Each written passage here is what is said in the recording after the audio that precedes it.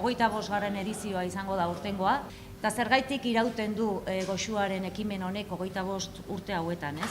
Bueno, batetik, Tolosako gozogileak 25 urte hauetan parte hartu dute goxuaren prestaketa honetan, azken finean balioan jarri nahi izan degulako egunero egiten duten lana, ez? Tolosan bada berezitasun bat Tolosako herriak daukan gozogintza, ez? Eta zer da Tolosako gozogintzak ematen duen balio erantzi hori. Lehenik eta behin nola lan egiten duten artisan lana, ez? Bertako produktuak erabiliz, kalitatea azpimarratuz, bere produktuen kalitatea, eta bere lana produktu horien gainean jarriz, ezta?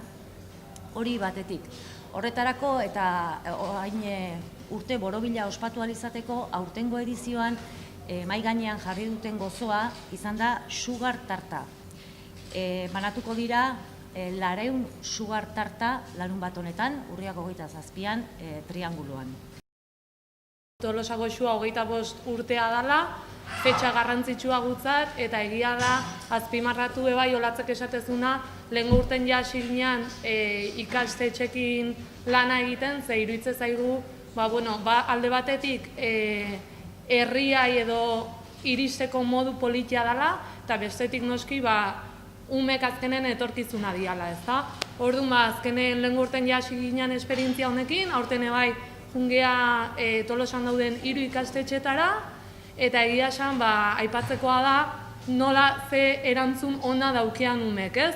Azokak berak 3 atal edo edukiko, bata izangoa azoka edo dana, hau da, bai Tolosako postuek, baita ondoko herrialdeko postu gozogilekin, gero bestetik beti bezala karpa bat nuniz gauzatukoan edo sagartarta, bertan esaten genuen bezala 2 ume ongoia epai maila funtzio hortan, ez? Aurten horrekin animatu nahi izan dugu bai, eta gero beste karpan izango gera osatzen dugun gozogile guztiok, Tolosako gozogileak, umekin batera. Eta, postrea ez bakarrik eginez, baizik eta esaten genuen bezala, azokara, sagarrak erosi, prozesu guztia.